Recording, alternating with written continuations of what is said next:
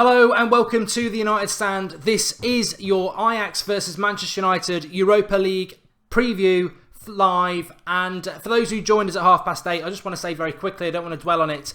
Obviously today's events, or last night's events have affected everybody. And I think our video was just ill-advised at that time. It got a little bit heated, got a little bit passionate, and ultimately that's not what we are. We're a football channel. We're a football channel and it's about the football. But I must say at the start, if you missed the video earlier, that's no longer up on the channel. Yes, I totally empathise with people who don't want the game to be played tomorrow. I totally understand why. None of us feel great about it, but I think a lot of people feel that the game must go ahead whether we want it to or not, because otherwise you're just letting these people win. And it goes without saying that not just Manchester, not just the UK, not just Europe, not just the world, everybody in the world is, well, most people apart from the evil that caused all this are well and truly united behind this horrific incident that happened. It's happening all over the world, and together we will stand up to it. But as I said earlier, as a father to kids myself, when it's against children, I mean, it's horrific anyway. Like I said, what happened before in London a few weeks ago was horrific. But to do that to innocent kids, it's an absolute disgrace. And hopefully the warmth that has been generated across the world and across social media and amongst fans and amongst, not just football, not any sport, everybody, every religion, everybody has come together. And I just hope that the world can sort of keep that going for a little bit longer before we go back to our normal lives. Because it's important. In the aftermath of this, you see what we can be like, But this is a football match: Manchester United versus Ajax, and this is the predicted lineup for tomorrow, based on the training that Manchester United had today, which was a lot of us would have seen. I didn't, but Hashem, who I'm going to talk about his brilliant Twitter feed in a moment in relation to Ajax. This is the lineup that he messaged me today and said this is going to be the lineup, and I said, you're having a laugh? There's no way Fellaini doesn't start, but apparently Fellaini trained with a different set of players, and this team trained together. So Romero in goal, Smalling and Blind, Darmian and Valencia. I think that's as good as it gets. I think Blind's quite small. They have a tall striker. Smalling I would play over Jones just because he's better in the air. That midfield three, that would make me happy. Herrera, Mata, Pogba. We're playing against a team that likes to play football, that likes to press, and these three are all athletic. They can all do something with the ball. They're all quite tenacious in the tackle, but they're all comfortable in possession. I think if you put Fellaini in there, and I wouldn't be surprised if he does start, if you put Fellaini in there, we know Fellaini's weakness is his lack of movement and his lack of ability on the ball. Lingard on the right, I think, if you want Lingard on the right, fine. I personally would put Mkhitaryan on the right and have Martial on the left, but I'll come to that why in a minute, and Rashford up front. So, to be honest, if that lineup is the lineup, I wouldn't have been too unhappy with Mata where Lingard is and Fellaini where Mata is, but the fact that Mata starts, as I said last week, is key, and as long as it's not Lingard and Fellaini, I think that would be a big opportunity for Ajax to exploit, because Lingard's not playing very well at the moment, and Fellaini, I mean, he just lacked that pace and movement on the ball.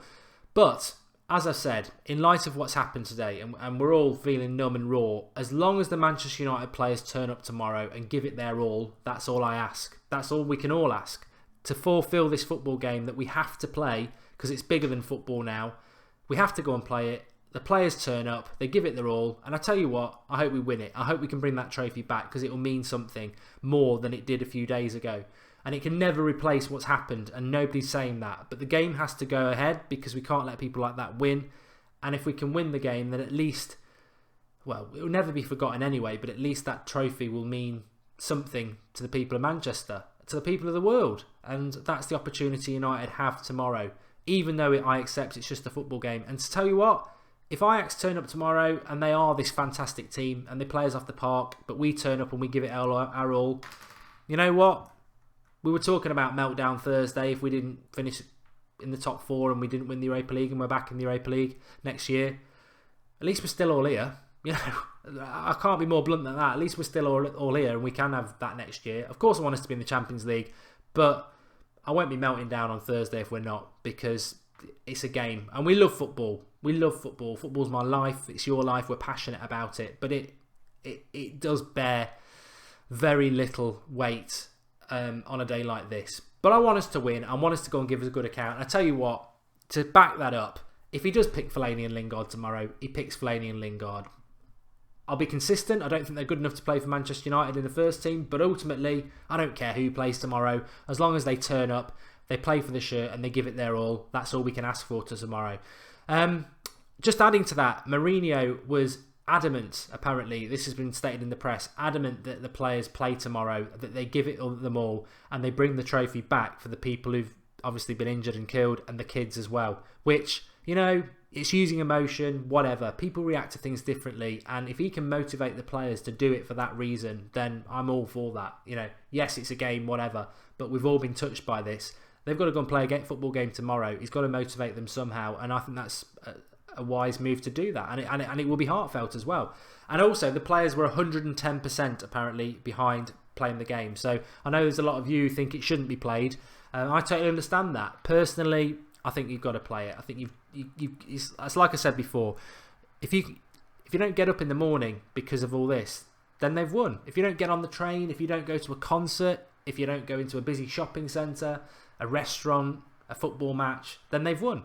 You've got to carry on. And we have. And they will. And I hope we can win it tomorrow. But Ajax are the big unknown, as we know. They are the big unknown. And combining a few things that at Hesham786, fantastic up-and-coming journalist. You can follow him there on Twitter with that. He's been doing this for the last few days, and it sort of ties in with a lot of what I wanted to say about Ajax. For me, I can sum up the weaknesses of Ajax very, very simply for you. They are a young side. Ajax play this 5-second press to get the ball back. They play a high line. They'll press the ball. As I was saying before, second leg against Anderlecht at Old Trafford, 1-1. We thought we'd blow them away at Old Trafford. They played a high line because they weren't scared of the pace in behind from Zlatan, and they pressed the crap out of us in our own half, and we were in trouble. We were in trouble until half-time when Mourinho changed it. We have got pace this time. We're not hindered by Zlatan's lack of pace. We missed other things from Zlatan, but his lack of pace was always a problem. Ajax play a high line. They'll press the hell out of us, which is exactly why I hope that Hesham's prediction about our lineup is right, because you put Fellaini in the midfield and get him pressed.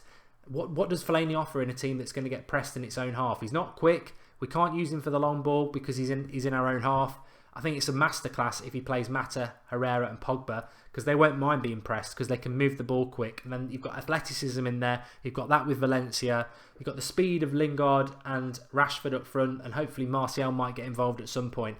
But the threat to Ajax is their defence. If you sit back against Ajax, they'll hurt you because they play the ball well, they move the ball well, they've got a lot of pace, and they'll hurt you. If we get at them and we hit them on the break as well, we'll hurt them. That is their weak spot. Their back four is their weak spot, and we have to exploit it. And I think it really does come down to Jose tomorrow, and I'm encouraged if he is going to go with this team that I've just put up for you there. For those who've joined us a little bit later, this is meant to be the team that he's going to play.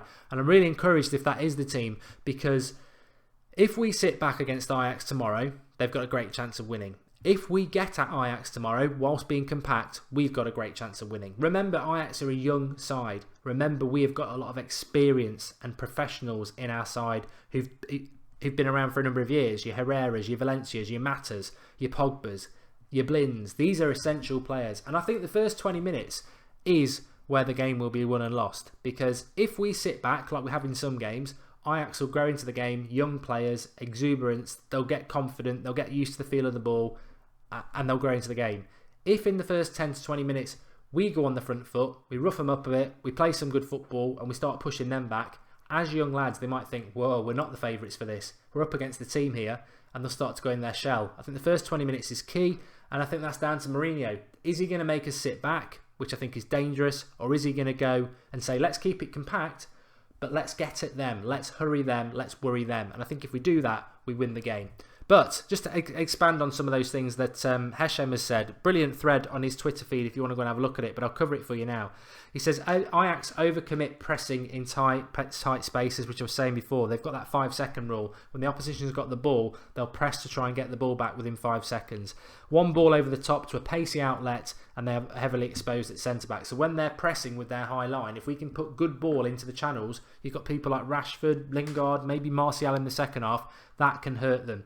Lots of Ajax goals come from balls between the fullbacks and the centre-backs. So if you've got Blind and Darmian, they're our weak side really. balls in between them with pace causes them problems. So we need to keep our back four compact and not play a high line, which we won't do anyway. If we play a high line like Leon did, then we will get obliterated by the pace and movement of Ajax. But we won't play a high line. We don't play a high line with Mourinho, so that's okay.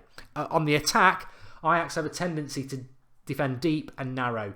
So we need our centre midfielders to bomb on, get on the edge of their box, and we need to use the width. Valencia is essential because Darmian going forward, we've got nobody else. But if we did, it would have been really useful to have a fit Luke Shaw or even an Ashley Young. Somebody who can bomb on down the flanks and exploit Ajax the way they move in as a back four.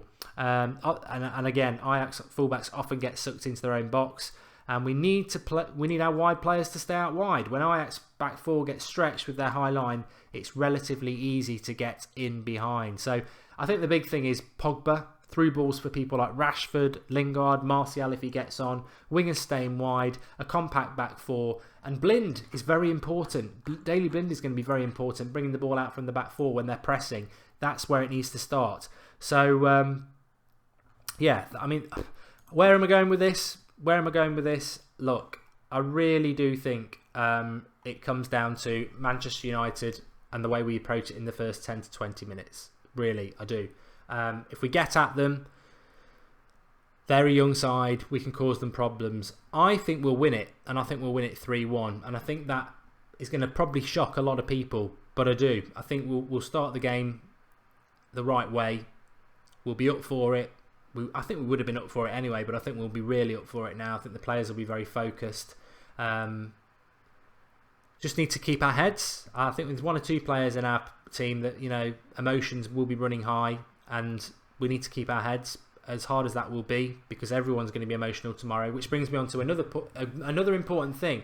If we can get the crowd behind us, which shouldn't be hard in the circumstances, then Ajax won't be used to that. And I think the Stockholm Arena, where the game's being played, can be almost a home ground for Manchester United. If you've got experience of following England or watching England in the major tournaments, it's always meant to be a 50-50 split. But the way the English fans tend to work is that yeah, there was 10,000 each. There's another 20,000 tickets there for corporate or whatever. You don't be surprised if Manchester United fans have got a hold of a lot of those. On top of that, it's in Stockholm, Zlatan, there's a good Manchester United support in Sweden. So I think the sway of fans will be more towards Manchester United, and I think we can certainly make them more noise, and then that makes it more of a home game for us. We need to take advantage of that. So lots and lots of things in our favour. I'm going to go for a 3-1 win, and I hope we can do it. I really do hope we can do it. The players apparently are really up for it. Mourinho will be up for it. If you can cut through all this horror of today and just take it back to where we were a couple of days ago, which is virtually impossible, and think about it, what we are. This game is a one-game season for Manchester United, and it's our only chance to get in the Champions League, and what that will mean for next season is obviously huge. So yeah, we've got to go and do it. We've got to go and do it for many reasons, but we've got to go and do it. Syed says we never play a high line. I don't remember playing as a high line in a decade. Yep, I'd agree with that. The Real News says Mark stop, but doesn't tell why. Another preview says Ronak. Yes, the preview from before, as I said at the start, I wouldn't say it was ill-advised, but it went off on tangents it didn't need to, and I think it went off on tangents based on emotion and a couple of things that I reacted to. I saw something before I went live that just got me very angry, and I shouldn't have spoken about it on a. It's been taken down now, which is a positive, so that's fine. And we're a football fan channel. We've all got opinions, but I didn't. When I came off air, I thought, that's I mean, that's not the way. I shouldn't have done it like that, but emotion grips you, and we all know what's happened, and we're not ignoring it, and we'll do the minute silence tomorrow on the watch-along when the players are doing it, and it is a very hard emotional time, but as hard as it is, and I've struggled, if you watched the one before, you'll know how much I was struggling, and I know how much you lot are struggling, and I have struggled, but we've got to struggle on. We have to struggle on, because the friends and families of those unfortunate people who have got life-changing injuries, and those who have been killed, the kids, the adults, the teenagers, their life must be, I can't imagine it. I cannot imagine it. And all we can do, if we're not directly impacted, is dust ourselves up and stand up again, because if you don't stand up, they win, and that's all I can say. And some people are distraught. We all are. We're all emotionally drained and upset by it, but we've all got to carry on. We've got to carry on, and it's not carry on. And some people think, oh, carry on, and like carrying on is derogatory and dismissive, and it isn't that. Things need to take place, and that's out of our hands what goes on with that. We all know we've all got our own ideas, but things need to take place. But our job, it's all right, we're having the hashtag, it's all right having the vigil, but they'll be gone in a couple of days. Our job is to make sure we never forget, and also that we carry on and stand up to it. And tomorrow is where it starts. Not today. A lot of people haven't been able to do things today, and I totally understand that. But tomorrow, they've got a big game for Manchester United Football Club, and we've got to turn up. And if the players turn up, I don't care who he picks. I really don't care. I'm not in that mind, and I don't think many of us are. It's a football game. Let's try and win it. Let's try and win it the right way, for the right reasons. And whoever's fortunate enough to wear that 1 to 11 tomorrow, or whatever, they'll be wearing squad numbers, just do us proud, and that's all we want. The world's watching. It's symbolic.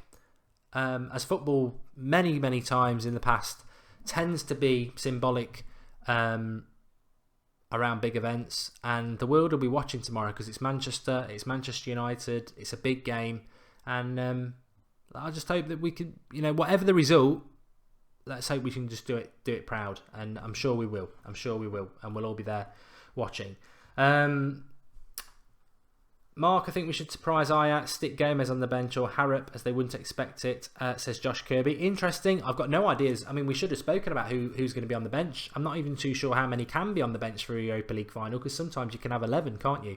But I think that's in major tournaments. But I'd expect Rooney to be on there. I would expect Fosu Mensah wants to be on there, but I'm just trying to think who's fit and who would definitely be on there. Well, if you look at that lineup, if it's that lineup that I've got there, then you know for a fact Rooney's on the bench, so that's one place. Carrick 2, Jones 3, Fellaini 4, Martial 5, De Gea 6.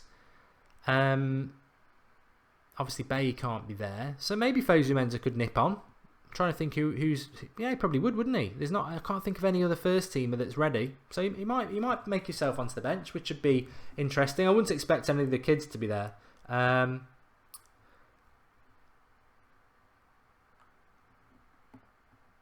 Daniel Elliott is sort of defending Martial. I think I'd love Martial to start in this game. I accept he's not been playing that well lately, but I think Ajax is so weak down the flanks that Martial would be perfect, especially down our left side, because we've got Darmian there and he can't do much anyway, so at least to have a threat with Valencia down one side, bombing forward, and then Martial on the left. But Daniel Elliott says, I'm a Martial fan just like you, Mark, and I don't want to sound biased, but the only time Jose plays Martial is in second halves when we're parking the bus or in games where we're playing defensive teams. Yeah, well, I think his audition for the final on Sunday was he had no chance. Lingard's audition, he gets Pogba, and Martial's audition, he gets a midfield three of McTominay, Carrick and Twansibi, who in the best will in the world, they're not really the most creative at the moment. Charlie Holton says he'll cry if we lose. Mate, we'll cry if we win tomorrow. The emotion will be so high, I think we'll probably be crying anyway. Hey Mark, now that Bailly's out, who would you pick as your centre-backs and left-back? Well, I put it up for the air, Jerome. I think that is perfect. I'd be happy with Valencia, Smalling, Blind, and obviously Darmian has to play. We don't have another left-back. And the reason I go for Smalling and Blind as centre-back is two reasons. One, Blind's not so tall. Smalling's our best centre-back in the air, which is important. Two, Blind and Smalling spent a whole season playing with each other last year. That sounds wrong. It's not the time for jokes. But Blind and Smalling have got a lot of experience of playing together. So that's another reason as well. This is not my starting lineup. People are saying, why is Martial not in your starting lineup? That's the lineup that Hashem sort of contacted me about today, that apparently United were training as that 11 and Fellaini was training with another set of players. So that is meant to be the 11. But I'd be surprised if we've made it that obvious, to be honest. I suspect Fellaini will start. And if you've got Fellaini and the Lingard in the same team, that concerns me. I think Mata's got to start somewhere. I would get by with Mata moving to where Lingard is and Fellaini being in the midfield three. I think Fellaini will start. I would have played Martial. I would have dropped Lingard from that 11, moved Mkhitaryan to the right and put Martial out there. And I think that front six of Herrera, Mata, Pogba, Martial, Mkhitaryan, Rashford would be frightening, but I don't think we'll see it. But this team up on the screen is meant to be the team that we're playing tomorrow, so it'll be interesting to see what happens. Can Kasper Dolberg do us damage, says Tibbs. They've got a few players who can do us damage. Their captain's very good. Kluivert, who's Patrick Kluivert's son. They've got Traore, haven't they, on loan from Chelsea. He's decent. Kasper Dolberg up front, who's very much like Torres in his prime.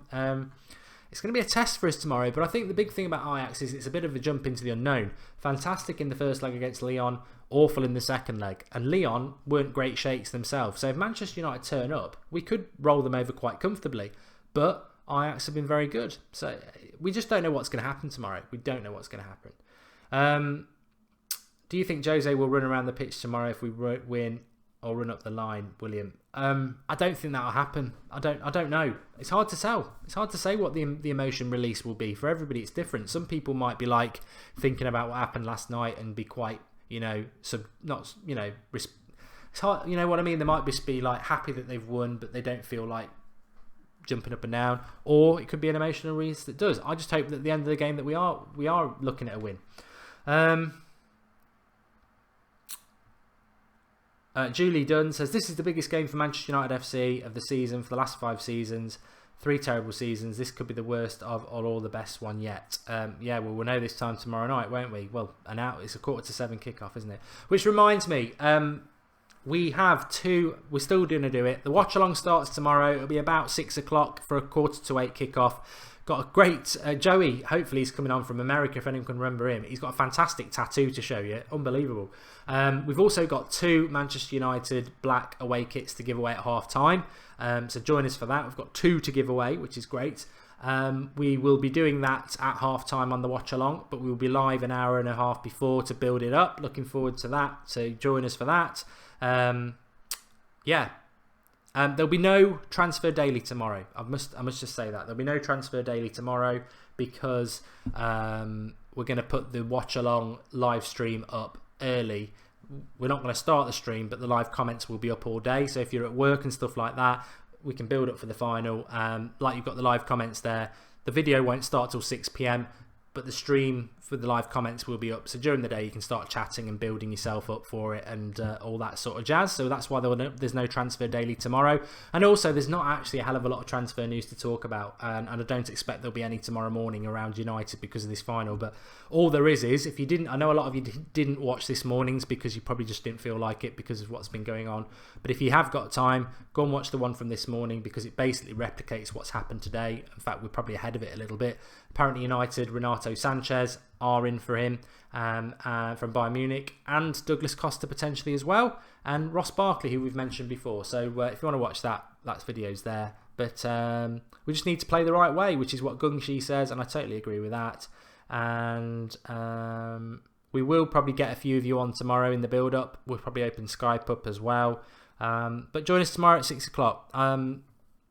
If you were there for the preview earlier, all I can say is, look, I got lost in the moment and it moved away from football, and that's why we've took it down, because we're a football channel and I don't want